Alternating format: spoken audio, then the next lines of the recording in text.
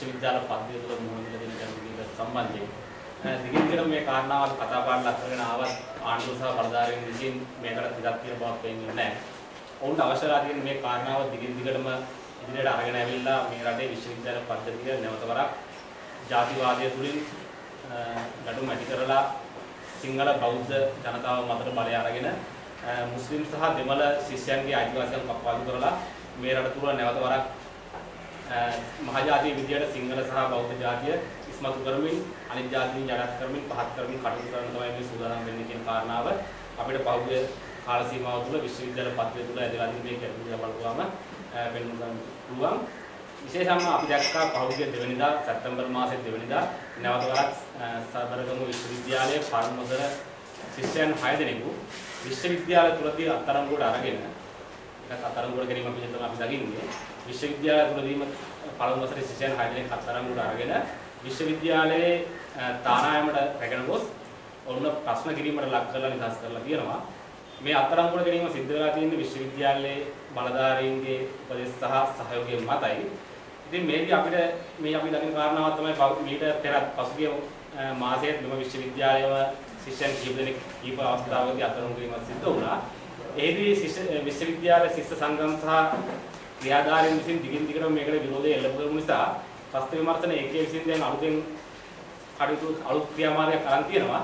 විශ්වවිද්‍යාලය තුලදීම ශිෂ්‍යයන් තරකට අත්අඩංගුවට අරගෙන ඊතරම තරකට තියාගෙන ප්‍රශ්න කරලා නිදහස් කිරීමේ ක්‍රමවේදයකට.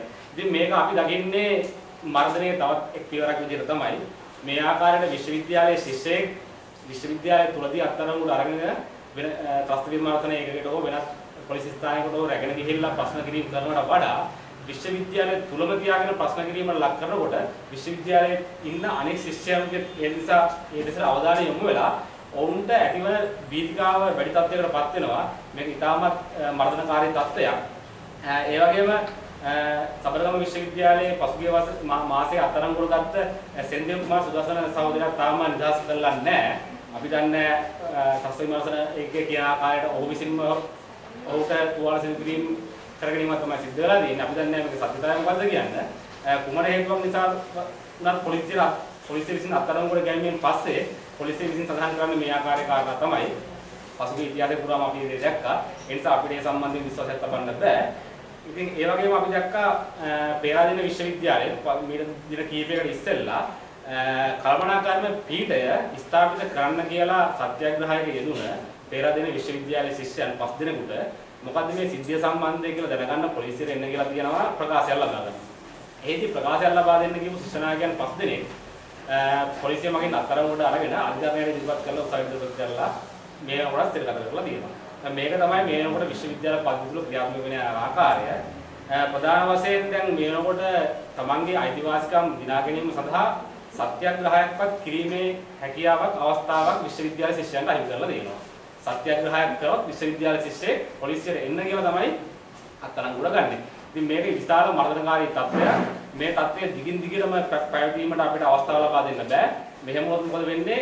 මේ සහ මේ මුන් සමාජ දෙන්න මේ අදහස මොකද්ද? එකක් තමයි මම දකින ආකාරයට මේ රටේ ත්‍රස්තවාදය ඉවර කරා කියලා කියන ආණ්ඩුව නැවත් වක්‍රාකාරව ජනතාවට පණිවිඩයක් දෙන්න හදනවා. ත්‍රස්තවාදය ඉවර කරාට ත්‍රස්තවාදය ඉවර නැහැ. විශ්වවිද්‍යාල පද්ධතිය තුලින් ත්‍රස්තවාදය නැවත වරක් ඉස්මතු වෙනවා කියන කාරණාව. මේ තුලින් මොකද වෙන්නේ? අපි දන්නවා මේ තියෙන පවතින ක්‍රමය තුළ තවමත් මේ රටේ මුස්ලිම් සහ දෙමළ ජනතාව මේ පාලනයට දැඩි බියක් දක්වනවා. එතකොට විශ්වවිද්‍යාලයට සුසුකම් ලැබු දෙමළ සහ මුස්ලිම් අන්‍ය ආගමික සහ ජාතිකගේ ශිෂ්‍යයන් දෙමාපියන් විසින් විශ්වවිද්‍යාලයට ඇතුළත් කිරීමට අකමැත්තක් දක්වනවා. මොකද අපි දන්නවා උතුරේ හේර දැන් ආණ්ඩුව විසින් පුනරුත්ථාපනය කරපු පවුල්වල ශිෂ්‍යයෝ විශ්වවිද්‍යාලවලට එනවා. නමුත් මේ දෙමාපියෝ කැමති වෙන්නේ නැහැ. තමන්ගේ දරුවන් විශ්වවිද්‍යාලයට ඇතුළත් වීමට සුසුකම් ලබන තිබ්බත් විශ්වවිද්‍යාලය ඇතුළත් කරන්න. මොකද ඔවුන් දන්නවා උන් පුනරුත්ථාපනය වෙච්ච කට්ටිය නැවත වරක් පුනරුත්ථාපනය වෙච්ච කට්ටිය පවා මේ ආණ්ඩුව විසින් තාරණ පීඩනයට ලක් කරමින් ඔවුන් නැවත රිදවන්න උත්සාහ කරන ආකාරයක් තමයි තියෙන්නේ. ඒක එක පැත්තක්. අනිත් පැත්තෙන් ආණ්ඩුව උත්සාහ කරනවා ත්‍රස්තවාදය ඉවර නැහැ. විශ්වවිද්‍යාලය තුළ ත්‍රස්තවාදය ක්‍රියාත්මක වෙනවා. ඒ නිසා අපි අතින් ආණ්ඩුවේ බලය ගිලිහුණොත් ත්‍රස්තවාදය නැවතවරක් ඉසෝසවන්න පුළුවන්. ඒ නිසා අපිටම ඡන්දෙ දියන් අපිට ඡන්දෙ දුන්නොත් විතරයි මේ ත්‍රස්තවාදී වළක්ව ගන්න පුළුවන් කියන පණිවිඩ මහජාතියට අරන් යාමේ සූදානමක් තියෙනවා. ඉතින් මේක ඉතාමත්ම කනගාටුදායක තත්ත්වයක්. විශ්වවිද්‍යාලයේ පළමු වසරට ඇතුළත් වෙන ශිෂ්‍යයෙකෝ ශිෂ්‍යාවක් පළමු වසර තුලදීම ත්‍රස්ත විමර්ශන ඒකේ මගින් අත්අඩංගුවට පත් වෙලා ප්‍රශ්න කිරීම වලට ලක් වෙලා පොලිස් පොතේ නම ලියවෙනවා කියලා කියන්නේ ඒ තරුණයාගේ අනාගතයට ඍජුවම බලපාන කාරණාවක්. ඒ නිසා අපි මේකට දැඩිව විරෝධය පළ කරනවා. ඒ වගේම පේරාදෙණිය විශ්වවිද්‍යාලයේ අත්අඩංගුවට පත් වෙච්ච ශිෂ්‍යයන් 5 දෙනාගෙන් නඩුවාරය අධ්‍යයනය කැඳවීමට නියමිතයි. එහිදී ලබා දෙන තීරණය ගුණ ආකාරයේ තීරණයක් වෙදින් අපි දන්නේ නැහැ. අද දිනේදී ඔවුන් 5 දෙනා නිදහස් කිරීමට කටයුතු නොකළහොත් හෝ ඔවුන් සම්බන්ධයෙන් සාධාරණ තීන්දුවක් නොලැබුණොත් ඔවුන් නිදහස් කර ගැනීම සඳහා සමස්ත විශ්වවිද්‍යාල ප්‍රජාව සමග එකතු වෙලා දැවන්ත අරගලයකට අපි සහයෝගය දක්වනවා කියන කාරණාව මේ අවස්ථාවේදී මතක් කරන්න කැමතියි. ඒ වගේම මේ දවස් තුළ තවත් රජය විසින් අලුත් දන්සලක් මම නම් දකින්නේ ඒක දන්සලක් විදියට දන්සලක් පටන් ගන්න තියෙනවා. මේ රාජ්‍ය සේවකයන්ට තීරු බදු රහිත සහන මිලට යතුරුපැදි ලබා දීම. අපි දැක්කා මේක විශේෂයෙන්ම ආර්ථික සංවර්ධන අමාත්‍යාංශය හරහා තමයි ආරම්භ වෙන්නේ. මීට අවුරුද්දකට දෙකකට කලින් අපි බැලුවොත් මේ රටේ උපාධිධාරීන් විශේෂයෙන්ම කලා උපාධිධාරීන් අතුරු උපාධිධාරීන් 50000කට ආසන්න පිරිසක් රාජ්‍ය සේවයට බඳවාගෙන රාජ්‍ය සේවයට බඳවා ගත්තා. නිශ්චිත වගකීමක් නැතුව නිශ්චිත ආයතනයක් නැතුව අරගෙන අවුරුද්දක් වගේ කාලයක් වුණ රස්තියාදු කරා රුපියල් 10000ක පඩියකට මාසයෙන් ස්ථිර කරනවා කියලා. මොකද ආණ්ඩුවට ඒනකොට හැකියාවක් තිබුණේ නැහැ උන්ගේ වැඩිපඩ ලබා දෙන්න. එහෙම කළා රස්තියාදු කරලා මේක ටික කාලයකට ඉස්සෙල්ලා උන් දැන් මේනකොට රාජ්‍ය සේවයේ යම් මනසට අනිත් කරලා තියෙනවා. රුපියල් 20000 20000 වගේ පඩියකට. එහෙම අනිත් කරපු රාජ්‍ය සේවකයන් මූලික කරගෙන ආණ්ඩුවේ සංඛ්‍යාලයක අනුව මේනකොට රාජ්‍ය සේවකයන් ලක්ෂ 14ක පමණ පිරිසක් සිටිනවා. ඒ පිරිස අතරින් ලක්ෂයකට තීරුබදු රහිත සහන මිලට යතුරුපැදි ලබා දීමේ වැඩපිළිවෙලක් ක්‍රියාත්මක කරලා තියෙනවා. රජය විසින් සඳහන් කරන්නේ මේක මේ ශේෂ්ඨ නිලධාරීන්ට ලබා දෙනවා කියන එක. මම මේ පිළිබඳව පෞද්ගලික දින කිහිපය පුරාම කරුණු සොයා බැලීමක් ලක් කරා. ඒතකොට මෙහිදී ලබා දෙන බයික් එකක් සාමාන්‍ය රුපියල් 1,50,000 60,000 වගේ ගන්න බයික් එකක් රුපියල් 50,000 වගේ පොඩි මුදලකට තමයි මේ රජය විසින් ලබා දෙන්නේ. රජය විසින් සඳහන් කරන කාරණාව තමයි මේ රජයට මේ ශේෂ්ඨ නිලධාරීන්ගේ රුපියල් 50,000ක් දානවා. රජය විසින් ඉතුරු 50,000 දාලා තමයි මේක ලබා දෙන්න කියන කාරණා. මේදී අපිට පැනනගෙන කාරණාව තමයි පසුගිය කාල සීමාව තුළ මේ රුපියල් 10,000ට රස්තියාදු කර උපාධිධාරීන්ට වැඩපළ ලබා දෙන්න සල්ලි නැහැ කියපු ආණ්ඩුව එකපාරම මොවුන් ඉලක්ක කරගනිමින් කුමරද මේ ලක්ෂ 1.5ක් වගේ වර්ණ බයික් එකක් රුපියල් 50,000ට ලබා දෙන්නේ. මොකද්ද මේකේ පරමාර්ථය? අපිට පේන ආකාරයට පැහැදිලිවම මේ වෙනකොට ඌවේ මැතිවරණයක් පළාත් සභා මැතිවරණයක් පැවැත්වෙනවා. අපිට ආරංචන ආකාරයට ඔවුන් විසින් ලබන වසරේ හෝ මෑත කාලීනව ජනාධිපති වර්ණයකට යාමේ සූදානමක් තියෙනවා. මේනකොට පහුගිය කාල සීමාව තුළ මේ උපාධිධාරීන්ට ලබා දුන් රැකියාව දුන් උපාධිධාරීන් මේනකොට රජය කෙරෙහි දැඩි කැළකිරීමකට ලක් වෙලා තියෙන්නේ.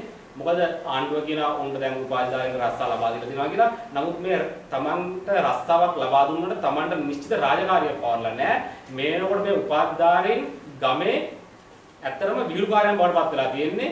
මොවුන්ට ගන්න නිශ්චිත රස්සාවක් නැහැ. ග්‍රාම නිලධාරී මහත්මයාගේ රස්සාවක් කරනවා. දිසාපතිතුමාගේ රස්සාවෙන් කොටසක් කරනවා. සමුද්‍රයාගේ මහත්මයාගේ රස්සාවෙන් කොටසක් කරනවා. මිඩ්ඩයිගේ රස්සාවෙන් කොටසක් කරනවා. මොවුන්ට නිශ්චිත කාර්යභාරයක් නැහැ. ඒ නිසා මොවුන් ඇතම් අයගේ උසුළු විසුලට ලක් වෙලා තියෙනවා. උපාධියක් ලබාගෙන රාජ්‍ය සේවයට ඇතුළත් වෙච්ච පුද්ගලයා උපාධියක් නොමැතිව රාජ්‍ය සේවයේ ඉන්න කෙනා යටතේ රාජකාරී කරන ස්වභාවයක් තමයි තියෙන්නේ. ඒ නිසා මේ නිලධාරීන් තමන්ට රස්සාවක් තිබුණත් වැටුපල් ලැබුණත් මේනකොට දැඩි කනස්තල්ලකින් ඉන්නේ මේ රජය කරපු දේ පිළිබඳව. ඒ නිසා දිනෙන් දින මේ රාජ්‍ය සේවකයන් මේ රජය කෙරෙහි දැඩි අප්‍රසාදයෙන් තමයි කටයුතු කරන්නේ. ඒ නිසා මේ නැති වීගෙන යන ප්‍රසාදය නැවත කුමන ආකාරයකින් ලබා ගැනීමේ වැඩපිළිවෙලක් විදිහට තමයි මේ රාජ්‍ය සේවකයන්ට මේ තීරුබදු රහිතව යතුරුපැදි ලබා දීමේ වැඩපිළිවෙල ක්‍රියාත්මක වෙලා තියෙන්නේ. දැන් මේනකොට මෙතරම් අලුත්ම ගැටලුවක් නිර්මාණය වෙලා තියෙනවා. ප්‍රධාන වශයෙන් මේ ශේෂ්ඨ නිලධාරීන්ට යතුරුපැදි ලබා දීම තුළ දැන් අපි දැක්කා ඊයේ දිනේ අනුරාධපුර ප්‍රදේශයේ උද්ඝෝෂණයක් කරනවා ගුරුවරුන්. මොකද ඔවුන්ටත් මේ තීරුබදු රහිත යතුරුපැදි ලබා දෙන්නේ කියලා. අපිට ආරංචි දුන්නා පොලිස්පතිතුමත් පොලිස් නිලධාරීන්ට පොලිස් නිලධාරීන් ශේෂ්ඨ නිලධාරීන් විදිහට කටයුතු කරන නිසා ඔවුන්ටත් ලබා දෙන්න කියලා. නමුත් ආණ්ඩුව ඒ ආකාරයෙන් ලබා දීමක් සිදු කරන බව පෙනී යන්නේ නැහැ. ඒ නිසා අපිට මේකේ පේන තියෙන ආකාරය තමයි මේ තීරුබදු රහිතව යතුරුපැදි ලබා දීම තුළ රාජ්‍ය සේවකයන්ට නැවත අර්බුදයට ලක් කිරීමක් වෙලා තියෙනවා. මොකද එකම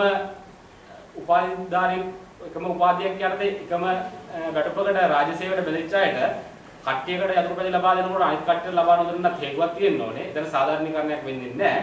මේ නිසා දැවැන්ත අර්බුදයක් මේ හරහා නිර්මාණය වෙලා තියෙනවා.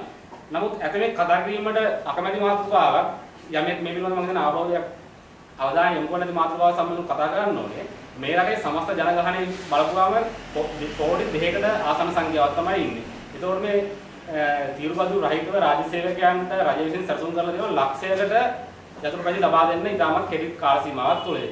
අපි දන්නේ ඉතාමත් කෙටි කාල සීමාවක් තුළ මේ රටේ ප්‍රවාහන ශේෂ්ත්‍රයේ මාර්ගයට යතුරුපැදි ලක්ෂයක් එකපාරට එනකොට, ගෙඩිය පිටින් යතුරුපැදි ලක්ෂයක් කඩා පාත් දෙනකොට අනිත් පාසුකම් මොනාකාරයෙන්ද සූදානම් වෙන්නේ කියන එක අපි දන්නේ නැහැ. මොකද හයිවේ එකේ යතුරුපැදි යන්න බෑනේ. ආණ්ඩුව ගියයි මාර්ග සංවර්ධනය කරලා තියෙනවා යතුරුපැදි යන්න පුළුවන් කියලා. එහෙම යන්න පුළුවන් ආකාරයක් ක්‍රමයක් නැහැ. ඉතින් එකපාරම යතුරුපැදි ලක්ෂයක් මාර්ග පද්ධතියට ඇතුළත් කිරීම තුලින් පැනනගින අර්බුද මම ප්‍රධාන වශයෙන් කතා කරන්නේ ට්‍රැෆික් එක සම්බන්ධයෙන්. ඒහා ට්‍රැෆික් ඇති වෙන්න පුළුවන්, මාර්ග අනතුරු වැඩි වෙන්න පුළුවන්.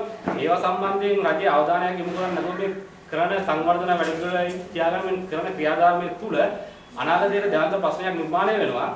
ඉතින් අපිට මේ උපාධාරී සහෝදරවරු කියන්න තියෙන්නේ ආණ්ඩුව විසින් මේ කරගෙන යන්නේ ඉතාමත්ම උපායශීලී ක්‍රියාමාර්ගයක් අපිට වැඩක් තමයි මේ කරගෙන යන්නේ. ඔබලා විසින් ඔබට සහනදායී ක්‍රමයන්දී ලබා දෙන යතුරුපැදිය ලබා ගන්න අපි සන්තෝෂයි ඔබට එවැනි වරප්‍රසාදයක් ලැබීම සම්බන්ධයෙන්.